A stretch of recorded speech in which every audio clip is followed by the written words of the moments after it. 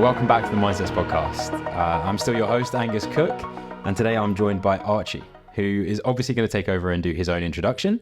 Some of you may already recognize him for those that follow the social media, as this is effectively Monopoly Man, as far as I'm concerned. But we've got to know each other in the sort of last 6 months, actually through Milo, who's a previous guest, and I'm sure he'll come in today's conversation. Archie, do you want to take over and introduce yourself to everyone? Yeah, sure. So my name's Archie Cobb, aka Monopoly Man. Without cringing out. No, jokes aside. Archie Cobb. So grew up in Somerset, or Somerset, as I meant to say, if anyone from there is listening. And yeah, big into fitness, big into mental health. So it seems like a really good place to be, and that's obviously what we got in common. So yeah, happy to talk to everyone today about all those sorts of things as well. First question, because you brought it up. Where's the accent gone? Yeah, the accent left. I used to have it when I was in the local pub, where I talk like this all the time and people get really excited about it. But it disappeared, mate. It was I think went up to Newcastle University. So then I tried to remove that accent, try to get a bit of a Geordie accent, which I definitely don't have before you ask about that. And then I think just came to London, and just the London accent stuck with me. Fair enough. Growing up in Somerset, obviously, other than the accent, seems like quite a nice place. Yeah, Somerset's lovely, to be fair. I mean, it's a bit different. Like when I first came to London, it was scary as, because it's so different. Like water tubes, for example, we don't have those. Even buses, I wasn't even used to that. Like you just drive cars or tractors everywhere. Like I literally had a mate who drove to school in a tractor, which is ridiculous. But yeah, it was great. Like pretty standard upbringing. Made some really good pals out of it. Did a bit of education while we were at it, and then it was cracking. Then you kind of, as you grew up, you went on through school, off to university. Did anyone else in your family? Because you've got quite a large family, don't you? Yeah, I've got a big family. I've got 4 sisters, which is a bit scary to think about. But yeah, 4 sisters, and then both parents, and then extended family. Like I've got 30 odd cousins, and oh wow. I think my great granddad was one of 14. So there's a lot of Cobbs around the place. First, second, third cousins. So yeah. Big old family. Were you the first in the family to go to Newcastle Uni specifically? Yeah, I was the first to go there. So my sister's boyfriend at the time was at Newcastle University, so I got the kind of thing through there. I basically wanted to get out of Somerset. I was going to say, you went pretty much as far as you can go while staying in the UK. Yeah. No, I'm a bit like that. Like I love exploring, traveling. So I was like, okay, let's try and break out and see how far we can get away. So yeah, I went up all the way up to Newcastle, and it was the best 3-4 years. What did you? What was the main reason that you wanted to go there, and what did you do when you were there? I think I wanted to go there because I'd heard it was a lot of fun. So growing up, obviously in Somerset, you go to local pubs all the time. So that's what I grew up around, and there was Geordie Shore. I was literally going to say Geordie Shore came. So I was like, that sounds good. Let's go do that. But then also just going, I just wanted to be miles away in terms of just getting me out of Somerset, and it was a bit of a gateway city for me. In terms of it was a bit of a funny one. So I was trying to decide on my uni choices, and my mum said, right, if you're so keen on Newcastle, let's go up there. So we got in a car, and it took 7 hours to get up there. And I think this was on a Saturday morning. Got up there. I got out of the car for 5 minutes. Didn't even see any of the uni. Just literally was the city of people walking around. I was like, yeah, this is good. We can go home. She's like, what do you mean? I was like, no, that's what I want to do. I want to come to this uni. So I knew pretty much straight away. Love at first sight, as they call it. So yeah. I think that's it's a similar thing to what I experienced when I went to Loughborough, to be honest. Because and I feel like for anyone that's not gone to university yet and is trying to decide which uni, I feel it's an element of when you're there.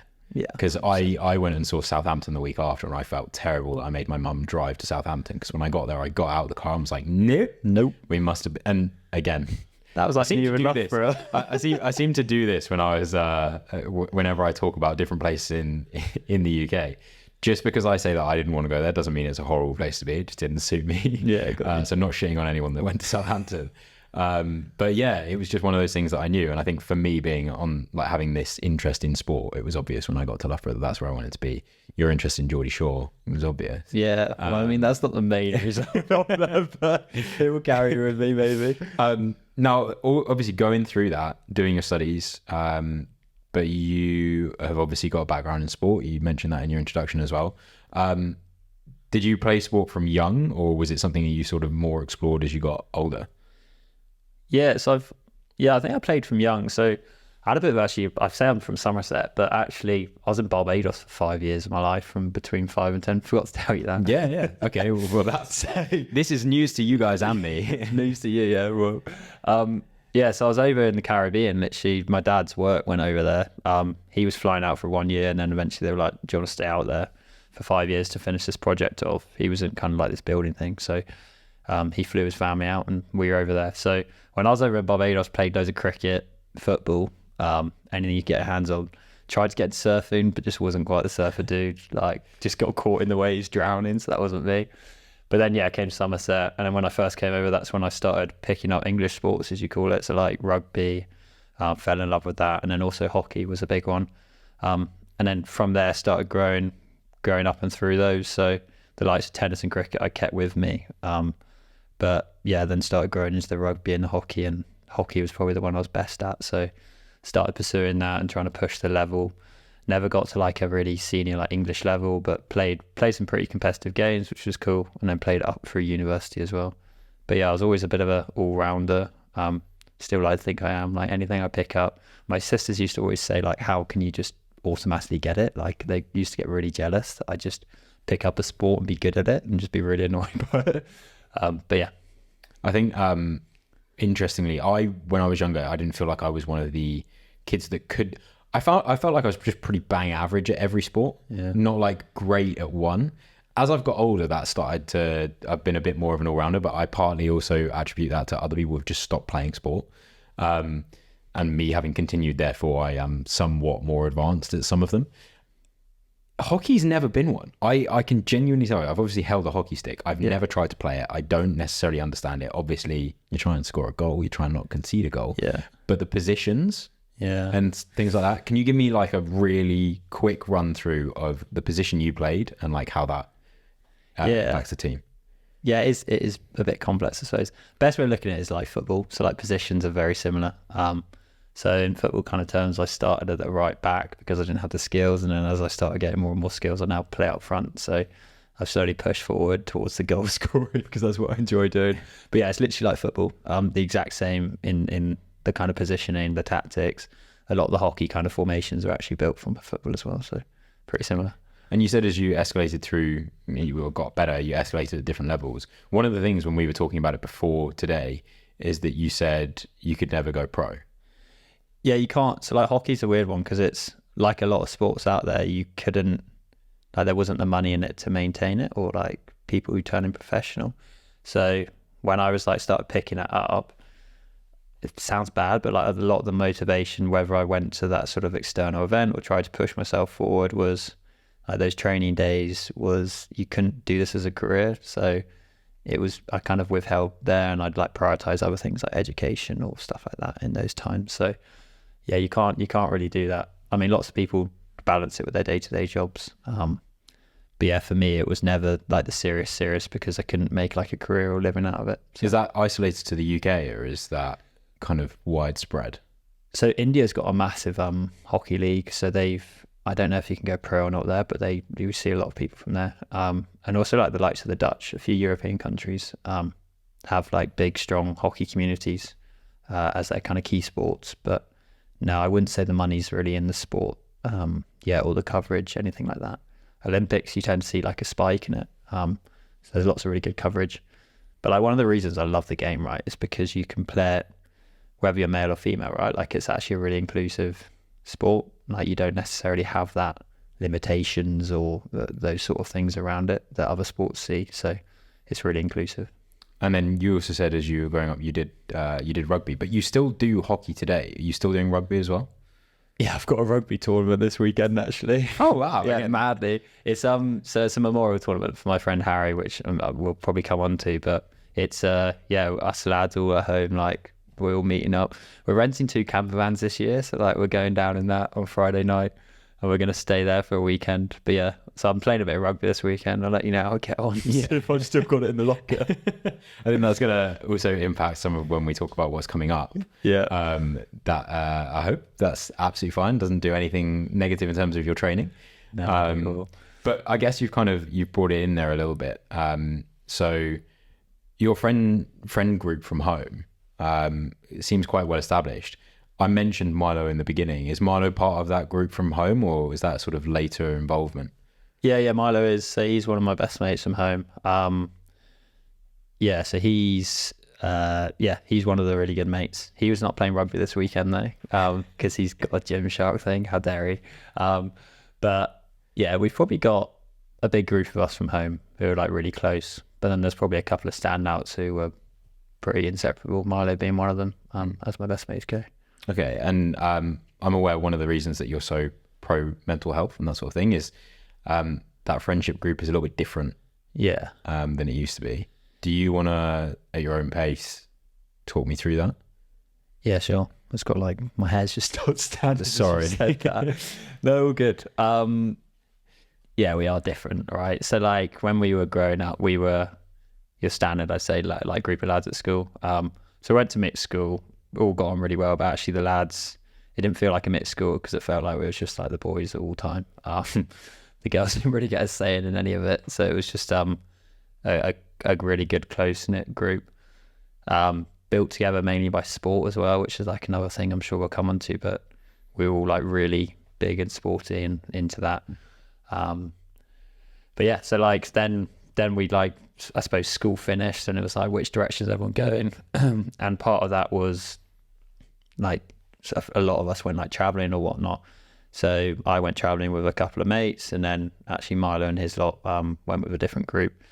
But yeah, when we went traveling, when we were on that route, along the way, lost one of my like really close friends to suicide, which was like a massive shock. Still gets me to this day, like I say, like literally hairs standing on my arm type thing. It's hard to talk about, but I suppose going through that experience with your friends and your best mates, it draws you into something which you never thought you would have, but a closeness which, like, we're inseparable now. Now we kind of got that kind of stain or that damage all together. It's brought us really close, which is good. And it's not brought all of us close, it's worth saying, right? Like, part of the process or part of the healing, like, has meant that certain elements of the group have separated out as well. Whether that's reminders of that person, has meant that it's been hard with some of my friends actually to maintain that. And not many people know that, but like certain elements of friendship have been a struggle because of what we've been through, and the scarring it's caused. But yeah, so we all went through that together. And last year, one of our really good mates, Harry, to suicide, which was really sad at a really young age as well. Yeah.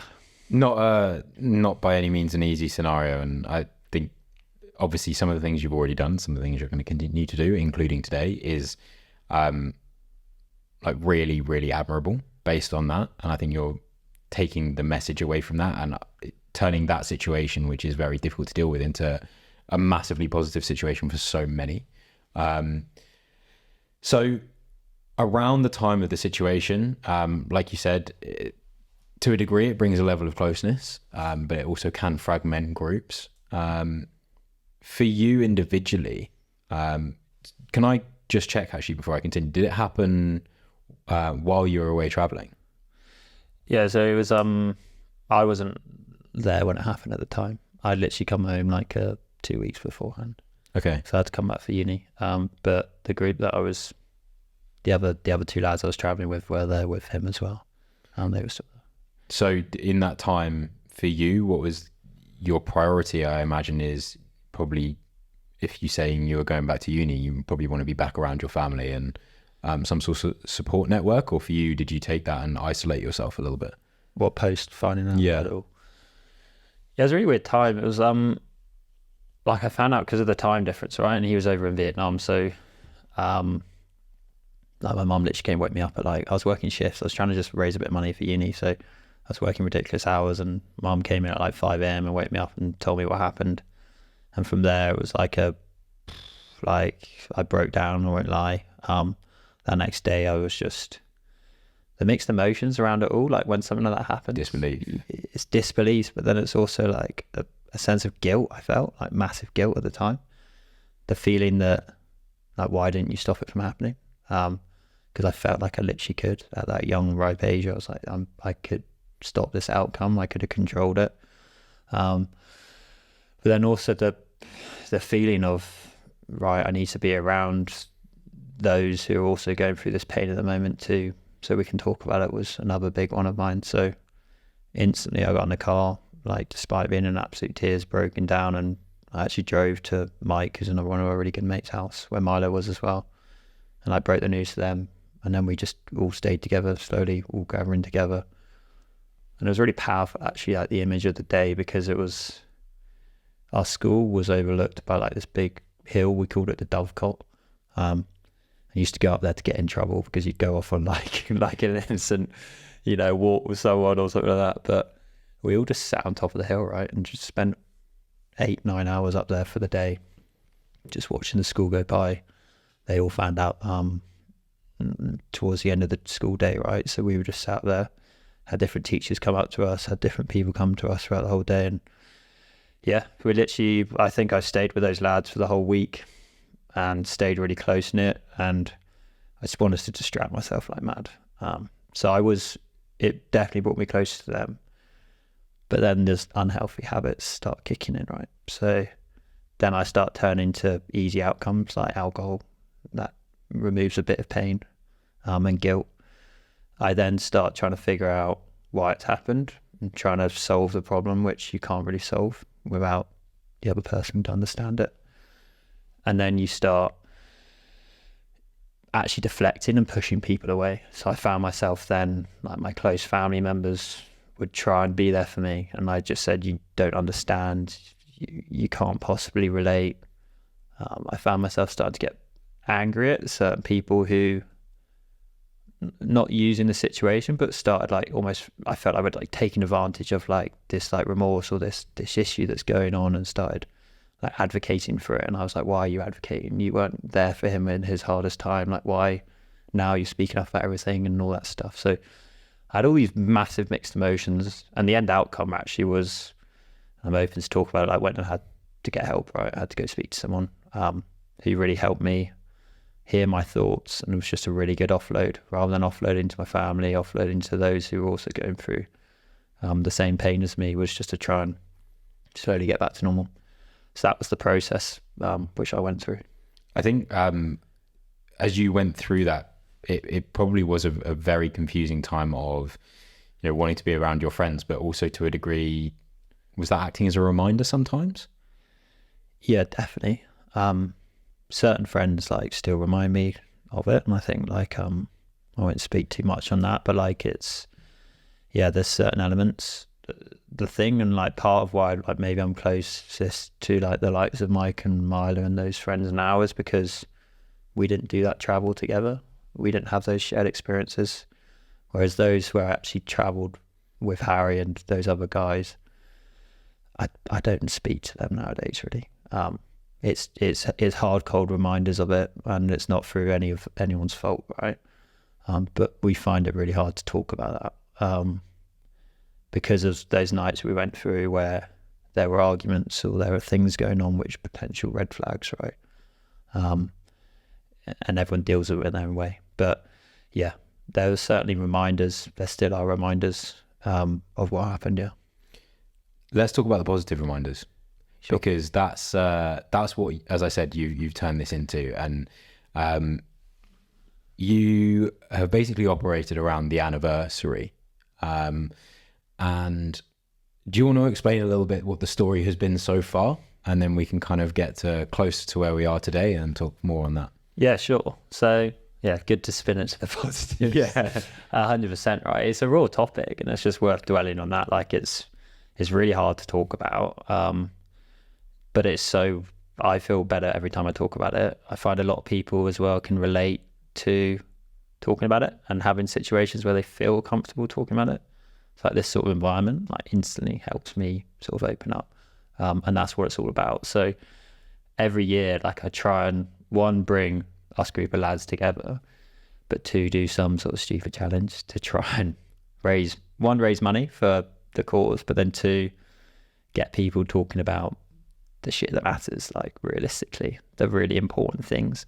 So that's what I do, right? So Yeah, I've done it every year since Harry's passed. The first year was a big one. Like I remember back in January, so I think this was about 6 or 7 months after losing Harry. And I turned to my friend Mike, he was over at my house one night. I think we'd had a couple of beers at this point. I went, how hard would be doing an ultra marathon be? So given that I was rubbish at running at school, right? I did like cross country nightmare, like any sort of running race. I remember I did the 400 meters once and I collapsed 20 meters before the finish because of my asthma and like was like almost there, passed out on the ground. I had to get like an ambulance over and stuff because like when I was growing up, my asthma, like I was on a machine type thing at night. So Oh, really? it's always been really bad. But I've grown out of it. But with that, I've started doing events. So one of which was, this ultra marathon. So it was 106 kilometers around the whole Isle of Wight. And you do it in one go. So Is it an organised event or you just... It's an organised event. Okay, right. So anyone can do it. Sign up. Highly recommend it. No, if you do want to sign up for it, good luck. Definitely do it. It was incredible. But anyone that's been to the Isle of Wight, we've got some mates who live there. It's hilly. Like it's not flat. It's like that. It's that. So the whole thing, it was 5 months of training. I was a fresher at uni as well at the time. Oh, wow, yeah. So perfect diet. Yeah, like I could imagine like you'd go on nights out as you do as freshers and then I'd wake up and kind of half asleep, would walk out the door and just go run purely on the motivation of wanting to do it for that cause. And I'd go and run like a part of my training. I had to run up to like 50, 60K, right? So I'd go run a marathon in the morning, come back in, my mates were just waking up like, oh, where have you been? Just ran a marathon. They were like, sure you did, whatever. So I started training, but it was purely like on the adrenaline and the motivation of the really good cause. And that's where I did, the ultra challenge. So that was epic. And then each year since, I've not quite matched the ultra, I suppose, until recently. But I've done like press up challenges. So tried to do 180 press ups in a day, every day for a month. So stuff like that. And then I've also done like run marathons, lots of running themes coming here, and all sorts of different things. I've done a golf challenge because I was enjoying golf at the time. So I tried to do 4 rounds of golf in one day. So you get there at 7 a.m. and then you finish at kind of 10 p.m. in the dark. For some people that like golf, by the way, that might sound easy. Yeah. But genuinely, your grip must have been ruined. And then just were you carrying the bag or did you? Yeah, we made sure we carried the bag. Yeah. That's got to be long as well. It was a bit of a... For people that don't play golf and don't think golf is a real sport, one, it's really hard and therefore it's a sport. And two, some golf courses can be like 7 or 8K. Yeah. So by the time you've done, 4 rounds of like 8K, you're nearing a marathon in terms of walking, let alone a marathon in a day. Yeah. Let alone trying to actually get the ball in the hole. Like you are doing that distance as well. Yeah, thanks, mate. No, I like golf. I'm defending it. Golf's hard. If you do a round of golf, you come away absolutely knackered after it, let alone 4. But just doing things like that. So I suppose coming back to it, like each year around this anniversary, we do, like I try and do like my own individual challenge and bring whoever is in my network at that time to try and spread the message, spread hope, spread people talking about it. And then as I mentioned, like this weekend, we got the Memorial Rugby Tournament, which is done by his local rugby club because he was a big rugby fan. So then we go and do that as well. Nice. And you've also done not just marathons when you're hungover, you've done the Berlin Marathon as well. Was that your first official marathon? Yeah, that was my first official marathon. So when I did the 106 kilometer, whatever you want to call it, ultra challenge, and then following that, didn't run probably, except for hockey for like 3 or 4 years. And then I started work in London and met 2 people called Bailey and Rachel. Bailey I knew in Newcastle. Rachel I literally met through work in August time actually. And I said, I've got this really cool idea. I want to do a marathon. They were big into running as well. Bailey was up in Newcastle at the time. He was working remote. So then one day actually, I just got a phone call from one of the charities, Calm, who's another kind of big advocate for mental health awareness, saying we heard your story, we'd love to get you on board with a couple of friends if you've got them who are interested. And I had a couple of friends, so I rang up Rachel, who was really in for it, and then Bailey as well, who He was actually on a run at a time, and I was like, "You're a bit keen, mate. Get ahead of the training program." He was like, "This is so sick. It's perfect. I can't wait to tell everyone." So I did it with them, and it drew us really close together. And it was an unreal experience. Like I said, like I grew up badly with asthma. Wasn't a big runner, so I've never done it for time. But I aimed to try and do a sub-4 marathon for my first one, and got 3:43. So I was really, Solid. really, really happy with it. People are going to ridiculous times nowadays, but for me, like a bloke who couldn't run 5k when I started training to doing that, I was really happy. Yeah. Out of interest, 106 kilometers versus 42 kilometers. This might sound like a dumb question. Yeah, I know what you're going to say. Which one was harder? Because to a degree, when you're going longer, you're not so worried about pace. You're more worried about survival, and it's a bit of boredom that you're trying to beat. Yeah. And fueling. Whereas with a marathon, if you're trying to go sub-4, you are pushing yourself, which can often be a bit more difficult. It's a good question. People actually ask me that a lot. I think I'd say the marathon for time was harder than the ultra. But if I was trying to push that ultra for time like I did the marathon, by miles the ultra, because I suppose when I got to the marathon, it was my first one, got to 35k, and I literally hit a big old wall, and I was like, this is going to be a long 7k. But I was like, 2 laps of Battersea Park, 2 laps of Battersea Park. Just so southwest London. But Would have been good if there was a pear tree stopping each way. Yeah, pear tree would have been a touch. But then again, when I was doing the ultra, and it comes back to like my close knit and those around me and family and stuff like that. My dad was on call at the night. He's from the army. I called him at 3 a.m. and I said to him, come pick me up. I'm done. About 80k in. So he drove all the way over to the other side of the island. I got in the car with him, Mike and another friend called Chris, who was a kind of last soldiers, as you want to call it, remaining, pushed on. They said, we can't stop. I sat in the car and I was like, right, let's go. And he said, no chance. What do you mean no chance? He's like, we'll just sit here as long as you need to sit here, but you're going to get this done. So just when you're ready, get out of the car and run. I was like, no. Got a big argument with him and he just didn't say anything, didn't budge. And we got to about 5 minutes and I was like, okay, fair enough. So then I just started sprinting for the next 10k. I was running, like, for anyone who was into running, I was running 3:45 splits at that point at 80 to 90k. So that shows what sort of dark space I was getting in. Yeah, Jesus. And just tiredness. That's like the opposite of a runner's high. Yeah, it was a big old opposite. Because my dad was like, what's stopping you? And it's because we were running 10 and then walking 10, running 10. I said, I'm just done with like going a set run pace or walking. He said, why don't you sprint then? And I went, okay, I'll give that a go. And so I just started sprinting, had the fitness for it. And it was great. Sprinted to 90k, ran past the other lads. They were like, you're mental. I was like, yeah, I've got this. So yeah. But anyway, back to the original question. I think marathon for time is really hard because it's short-term pain. There we go.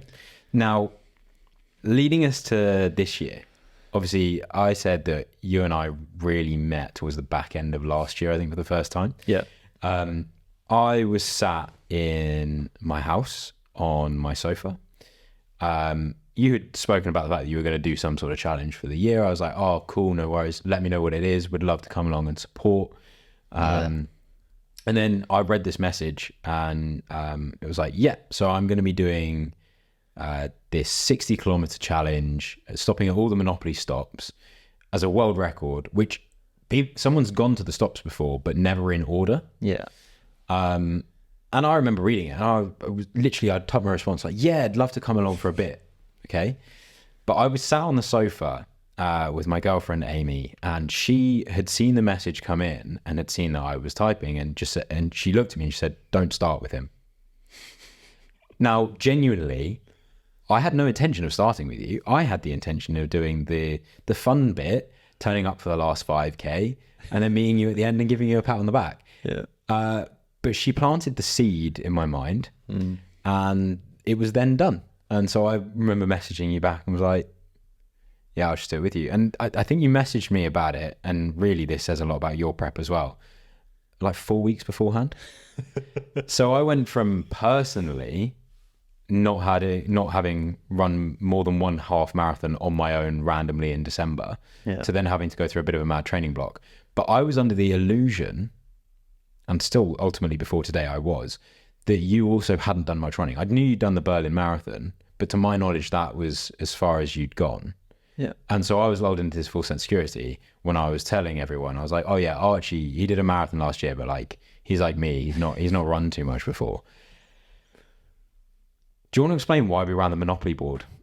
Yeah, no problems. I'm glad you're getting it off your chest, by the way. Yeah, no. That was pretty, Yeah, I needed to let that go.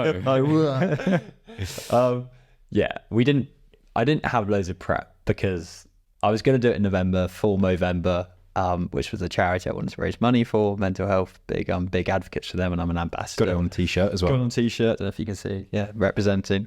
So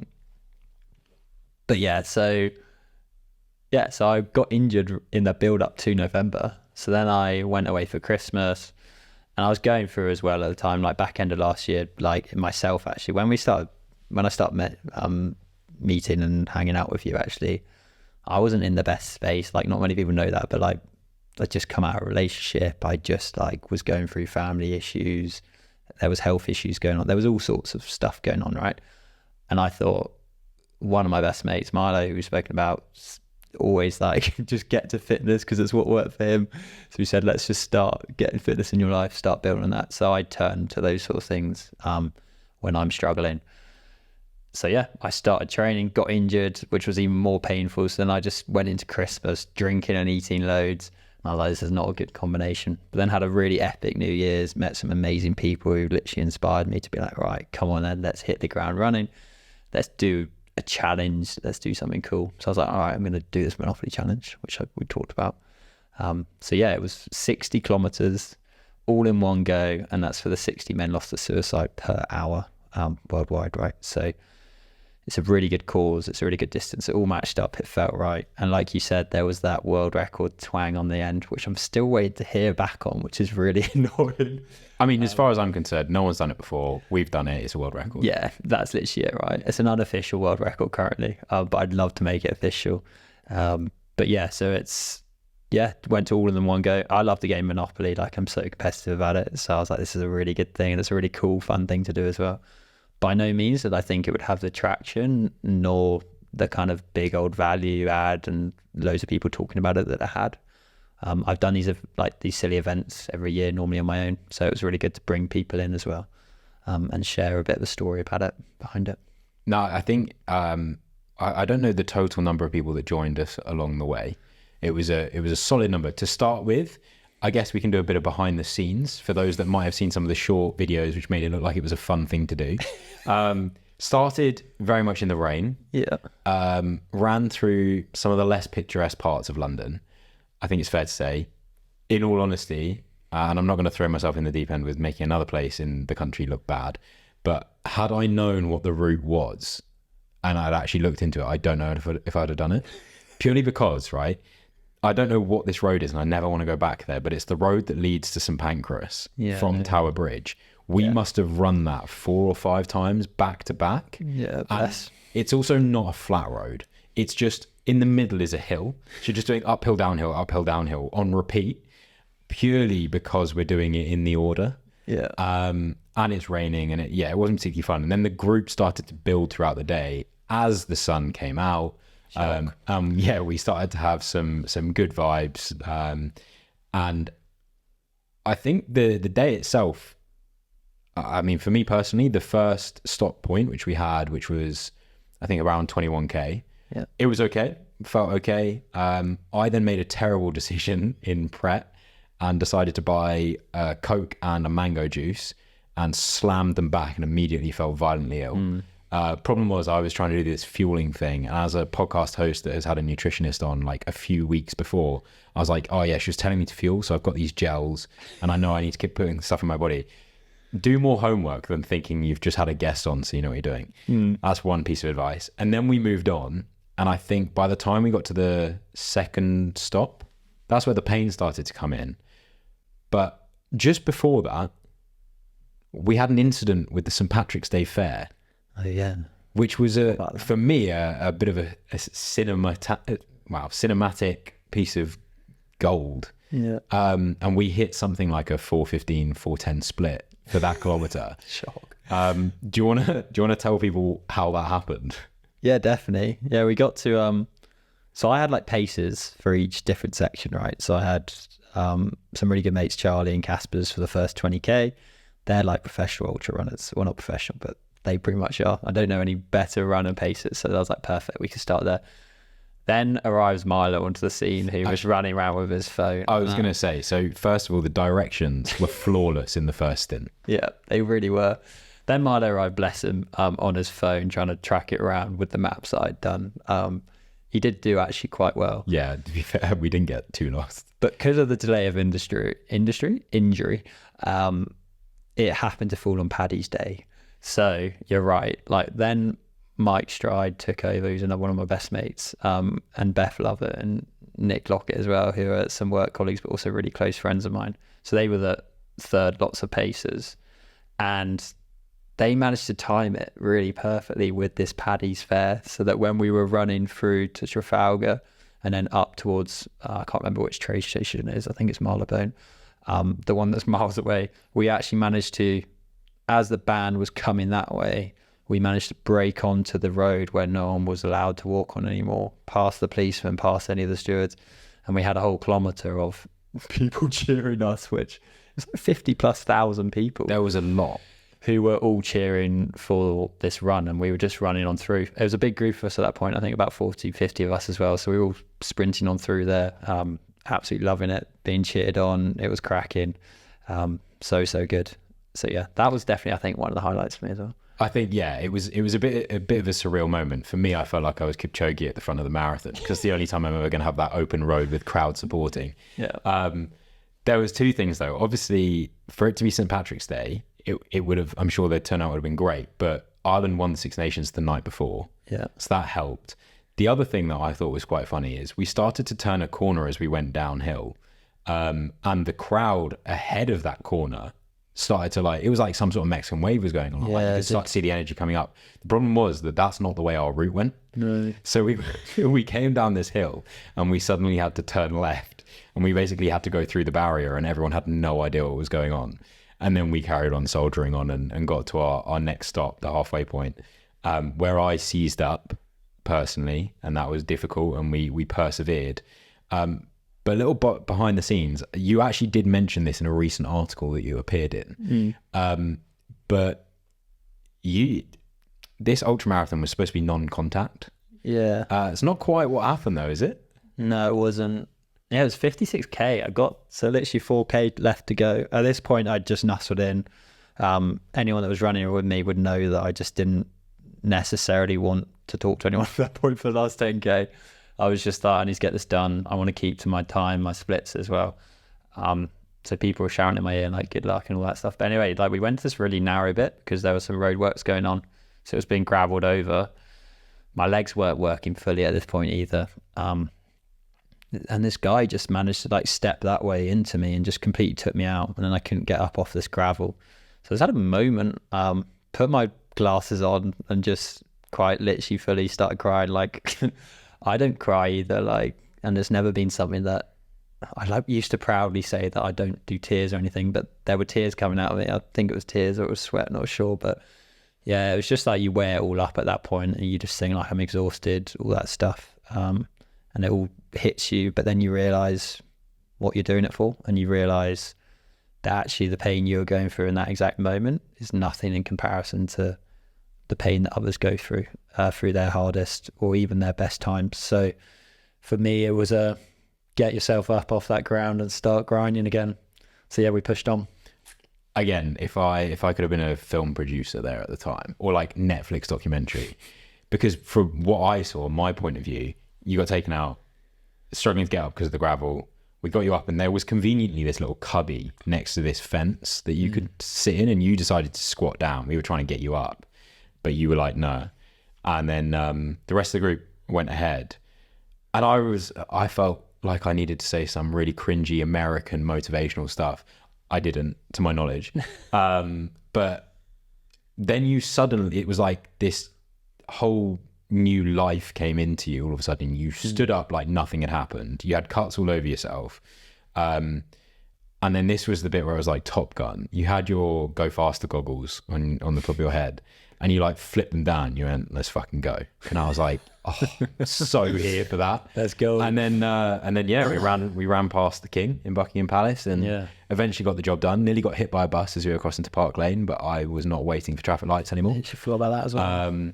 But it was a really, really good day, and as you said, I don't think the traction that you developed was necessarily expected, but was justified for the effort that you've put in and the cause that you're doing it for. Now, we're going to move on to some listener questions in a moment. I do have one question beforehand, because around that sort of time, you have taken a bit more to social media. Yeah. In starting Cobb Fitness. Yeah. Where you've shared some information about this, and there's likely to be more information on some of the upcoming activities you have. I wanted to know, what was the instigator for deciding to take that account and make it go? Yeah, good question, right? So, yeah, that's a good question. You're throwing me off now. So, I actually started Cobb Fitness with Milo when he started his fitness account like 3 years ago. Oh, really? Okay. Yeah, so I used it as I think I was first coming, no, what was it? It was back end of university. I think it was post breakup. And I was like, let's start a bit of a fitness account. I've always enjoyed tracking it. And my biggest thing is, once I commit to something like on this sort of a thing, I will do it. Like, it's the worst trait, but once I publicly committed. So I found that having that platform where I could actually start creating some sort of, I like making little reels, like making content. I did it until the point, I think I then started getting loads of stick for it. This was like two odd years ago. People started taking a lot of the piss out of me for doing it. And I just kind of like fell out of love with it, because it was like, what's the point of me doing this? Because it was getting to the point where it was actually starting to give me more angst to post and stuff like that than it was anything. But then fast forward to, like I mentioned, had like a great New Year's, met some people who are like big into their socials, big into the influencing world, and obviously having a best mate who does that for a living now. I just started being like, why are you like hiding, or stop? Why are you caring what other people think? Those 2 years I've matured a lot in London. I've learned that those people that give me those negative comments or those negative stuff around that, or connotations around social media or what you're doing or judging who you are either one, jealous, or two, the wrong people, is strongly how I believe. So I think you remove them from your life, just quite literally just delete them or remove them as followers. You don't need them. Anyone that gives me stick now about it, I just say, okay, oh, you weren't joking, you're being serious, thanks for that. And we'll just be quite blunt about it, because I don't need that negativity anymore. I'm doing it for myself. I'm doing it to try and spread awareness. So restarting it for me was, one, to get my fitness back on track. So like I said, back end of last year, I was going through some things in myself. So I thought, okay, let's get my fitness journey. Let's start making it a bit more public so that people can start actually supporting it and start helping me. And I've seen such a big rise in like support and people that I don't even necessarily know or met before who are starting to support me. So it's incredible seeing that. And I don't have a big following at all. I don't really care about my following, if I'm completely honest. I just enjoy putting things out there. And this like Monopoly challenge seemed like a really good way to actually share my story and my message. And that's what I've done through it.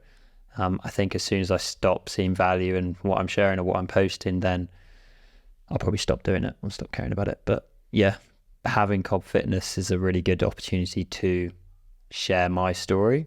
And for those that care, and there's not many out there that I'm sure do, but that's kind of what I'm about, who I'm about. And yeah, that's why I love doing it. So I'll keep doing it. I think social media in that sense, and the way that you're approaching it, is almost very similar to a blog and a journal to a degree as well, which I quite like. The way that I post on my personal Instagram now is pretty much just a weekly roundup, which is literally taking the internet back like 10, 15 years. Yeah. People used to do that on like MySpace and stuff like that, which I'm not old enough to have used, by the way. Just to clarify, wish I was allowed an account. Mum wouldn't let me. Anyway, let's move on to the listener questions. Now, the first question comes from Matt. Matt wants to know, where's the next dinner club? Where's the next dinner club? It's tomorrow. It's tomorrow. Yeah. Okay. So context. my best mates, so Milo, Mike, and then Lucy Moore as well, who I've spoken about on this podcast, we have a dinner between us, and it's our chance every 6 weeks to meet up, and just make sure we're keeping in touch, keeping in common, talking about the things that matters, and like having that kind of excuse to see each other. So we started this like a year ago, and it was my turn to host it. Well, not a year ago, probably less than that, but it was my turn to host it at the back end of January, and I'm a bit of an extremist, so I flew them all off to Morocco thinking that they were going to go to some really dodgy place. So now it's Milo's go, and I'm really excited because I've been away basically, and I had this Monopoly challenge, so we haven't been able to do anything post it. But yeah, tomorrow is Milo's go, and it's quite exciting. I think I got a bit of an inkling of what it's going to be, but it's probably not going to be Morocco again. But yeah, it's tomorrow to answer. If the weather's good, apparently, it's tomorrow. That's exciting. I'm looking Pretty forward to excited. it. This will be out after it happens. Okay. So, I mean, you can say if you want to say what you think the inkling. Actually, no, let's not do that, because if it's not that, I don't want Milo to think that it's disappointing or not what thought it was. He's going to take me in a private jet somewhere, I'm pretty convinced. Okay, so the next question is a pretty deep one. This one comes from a previous guest, 2 episodes ago, Hercules. Hercules wants to ask you, if you could tell Harry one thing today, what would it be? I think you're enough is what I tell him. I don't want to dive into his story and his personal reasons, right? But he felt like he wasn't enough at the time. I tried to tell him before he passed that he was enough, and it wasn't enough. The irony in just even saying that, but yeah, you're enough, mate. And if we could fast track to what his message is now, the legacy he's left and the impact he's had on other people, I'd like to think he'd see it as a really positive thing. His message, his story's been shared. And when I speak to those closest to him, like his family, that's what they reiterate to me is it's leaving a legacy, and it's not forgetting that you can go through so much pain, and people have been through so much pain, but you are enough. Everyone is enough. And if you're not enough, or you feel like you're not enough, make sure you get help or change your situation, whether that's the people you surround yourself by, or whether that's the way you're living your life through unhealthy habits, alcohol, neglecting fitness, etc. You are enough, and you are that all matters. So yeah, that's what I tell them. If I could turn that into just like a quote to live by for this podcast, I would. I think that's a wonderful, wonderful message. So excellent answer to that question. On another question that's come in, this one's actually anonymous, and the answer to this is actually applicable to some people that are also in my network. So it would be, what is some short, relatively simple advice for others that have also lost a friend more recently. I'm in a position where some of the people I went to university with were particularly close to someone I was in halls with that recently took their life. And I'm aware that there are people every day that are having unexpected sort of occurrences of this in their life as well. What's some advice that you could give for anyone that goes through that? Yeah, it's not a really good question, and like kudos for reaching out, right, or asking the question, because that's the first step, I think, is ask the questions. Ask for help is the main thing. When I go back to my situation, I turned to my close friends, we talked about it. Then when that kind of happened and we got tired of each other, then I turned to unhealthy habits and et cetera, et cetera. So don't go down that rabbit hole. If you lose someone, the most important thing is that your networks around you supporting you and they understand what you're going through, and that you get help. So get professional help is the first and most important thing. So there's people out there who are trained to do this and deal with this. Speak to them. They know the best way of doing that. And then secondly, just don't blame yourself. Don't go down any of those rabbit holes. Don't try and figure out that situation. Just try and, like reflect on yourself of like what you were in that situation and learn from it. So that's the best thing that I've taken out of this, is how you can go from the shittest of the shittest situations, reflect, learn, and then drive that so you can turn some sort of positivity. So my personal situation is, you lose a best mate, you blame yourself, you think, it's all to do with you. You think that you could have stopped it, but actually, no, let's swing that round and let's say, okay, that's happened. He's decided to do that to himself, is the bottom line. So then how do you go and turn that into a legacy where, okay, this is why he's done it. This is what he's done. But how do we swing that around to a positive situation where you're trying to leave a lasting message? So, yeah, I think the most important thing to summarize is get help, and make sure you're close and open and talk to those around you. Extremely, extremely wise words. And yeah, I massively encourage everyone to follow that message. Now, I want to see if that wisdom can be used further. Oh God, here we go. So, the standard next part of this podcast is a 3 bits of advice piece where effectively, imagine I'm not here. I'm not the person sat in the chair opposite you. It is you. It's a younger version of you. There could be 3 different versions of you. Yeah. It could just be the same one.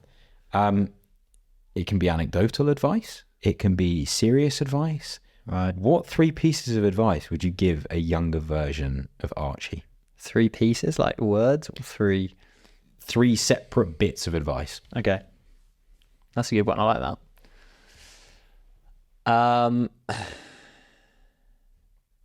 Okay, the first one, I've touched on it, is stop giving a shit what other people think. That's a really important one. So in every sense of the word, just stop caring what other people think, because just do what you want to do and be yourself. That's the most important thing. Secondly is, and I've learned recently, is make sure you fill your jug, your cup, whatever you want to call it as a metaphor, before you start helping others. So I'm a big person and advocate for helping others. But if you've got nothing to give, whether that's having a fit state to be able to give advice or to give to others, then I don't think you're in a position to be doing that. So make sure you're filling your cup up, build up that healthy habits, etc., and then you can start giving to someone else. And the third bit of advice, and kind of how I live every day of my life, is just say yes and have fun. Like, that's literally it. At the end of the day, like, that one night out is not going to impact. Don't live with regrets. Just go and smash it out and have loads of fun with it. Those are the advice and what I've learned definitely over the last few years. I like all 3 of those. Well, that's good. Thank you very much. The final sort of independent question comes from the previous guest. Okay. So we had Alex on in the last episode. He had no idea you were my next guest. Okay. But he wanted to ask, what is the biggest impact of getting involved in sport on your mental health? Yeah, that's a good question. Fair play. The biggest impact of sport on mental health is it's my way of offloading. It's my way of, I see it as like I'm blowing up a big balloon all the time by saying yes, overworking, doing all this stuff. Sport is my way of letting that balloon out and really just being able to chill out. So I get pent up and I get like loads of energy, and it's a really good way for me just to let that all go. So I think sport for me has always been, and I'm sure lots of guests who come on here as well, it's like the best outcome or the best way of helping your mental health. I'm a strong believer it is, because you're getting that good old country air in your body, which is going back to my Somerset I was literally about that country air. Get your country air in that body. And it's a really good way to meet others, and it's I mean, you're being healthy by doing sport, right? As long as you're not being stupid and extreme, like I sometimes am with ultras, but you have to test the majority of the time. Yeah, you are. So yeah, I think to answer the question is it's the best way of clearing your head and helping your mental health. So I'd advise everyone to do some form of sport. Amazing. Well, there you go, Alex. And there you go to anyone else who's come from the last episode waiting to hear what the answer would be. But that obviously leads into your turn. Yeah. So what question would you like to ask the next guest? Again, you have no idea who they're going to be. That's exciting. I'm going to ask a really hard question. Question for the next guest. So this is like I'm asking loads of people this at the moment. I'd love to actually know your answer as well. I'll flip it on you. But okay. Yeah, go for it. What is the most interesting thing happening in your life right now? Okay. This is going to be out probably next week. So the most interesting thing going on in my life right now is that I have taken the decision to leave my job. You haven't left it yet, have you? I haven't. I have decided to make that decision. And commit to it. I've committed to it. It's not a point where it's like I've just decided to announce this on a podcast and work have no idea. I've decided to progress with that decision. There's multiple reasons behind it. I'm not going to go into those here. I don't think it's particularly professional for me to either. But I am wanting to explore the next step in my career. Epic. So that means, and I've been saying for a while, there's likely to be some exciting things coming up on the podcast. Yeah. That's still true. Partly because I believe I'm probably going to have a bit more time to do so. However, I still have a bit of a passion to work in this space. So we will see what avenues I can muster up from there. But that would be my answer, I guess, is that I'm about to explore a whole new career side for myself, I think. So that's my answer, but I will definitely take that question into the next person. And if for whatever reason that situation changes, no one will ever hear about it because I'll just cut it straight out of the podcast. So if you're hearing about it, I have fully committed. I love that. I think that's a really good answer. And it's a really interesting thing, right? I think the best thing about that question, because if you don't know the answer or when someone asked me that, I went, I don't have anything to say. So then I was like, whoa, I need to get something interesting going on in my life. So then you start thinking, you reflect, right? So it's really good. I mean, you asked me at the right time. It was, it's a recent development. And I didn't even warn you about it. But no, there we go. Well, I want to say, as we sort of round this off, obviously a huge thank you for coming on and sharing your experience. It's very difficult. I feel like I say this in a lot of episodes. It's very difficult to come on and share your story. Ultimately, we know each other. Not amazingly well. Like I said, it was sort of looked 6 months back, but well enough that you'd be able to sit in a room with just me and talk about it. But the impact of the events that you've kind of put yourself through and the conversations that we've had today, I think you never know how far those ripples go from, making that impact. And that's huge. So in order to give back, what would you like to share for everyone else to hear, where they can find you, where they can support you in whatever you have upcoming? No, I appreciate it. And I think big kudos to you as well for getting me on, and I appreciate it. And I love what you do as well, right, man? Like, I think it's awesome. And like, take anything away from like this conversation, because blabbering on and it's not all golden. I'm not an expert in anything, but it's that I've gone through 7 years of pain to get to the point where I'm comfortable talking about this, right? So all those that go through it, to your point about those that struggle, just take that step and start talking about it earlier. I wish I did. I used to turn to my really, really close friends and not even like tell some of them, right? But as soon as you start having those conversations, you can start being that healthy mindset. But yeah, I think what's coming up for me to the point of commitment. So you can find me on like socials, as we talked about, Cobb Fitness, right? That's a really good way of following what I'm keeping up, what I'm up to.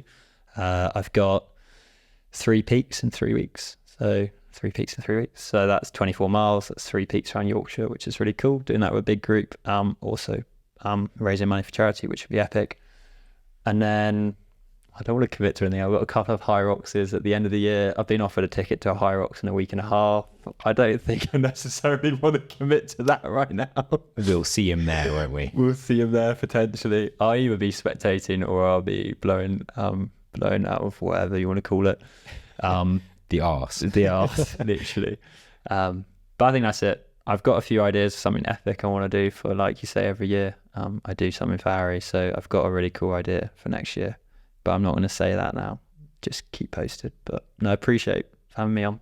Cool. Well, everyone, first of all, if you're not following the podcast already, do so. It's at mindsets_podcast on all the forms of social media.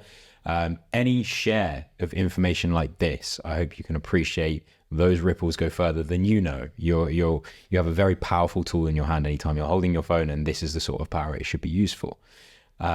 However, at the same time as following the podcast, you can find Cobb_Fitness. Just Cobb Fitness. Is it Cobb Fitness? No, I thought it was Cobb_Fitness. No, just That's Cobb bad Fitness. from me. So Cobb Fitness on Instagram, and support as you go on this continuous journey to do mad challenges for the right reasons and to make a big impact. And again, any sharing you can do, or if you want to try and get involved, I'm sure Archie will find a way that you can be supportive. Then please do so. Likewise, reach out to the page. I know Archie, I can try and have a chat. So it's been a pleasure to have you join us today. And at the same time, I'm looking forward to seeing all of you again in the next episode. With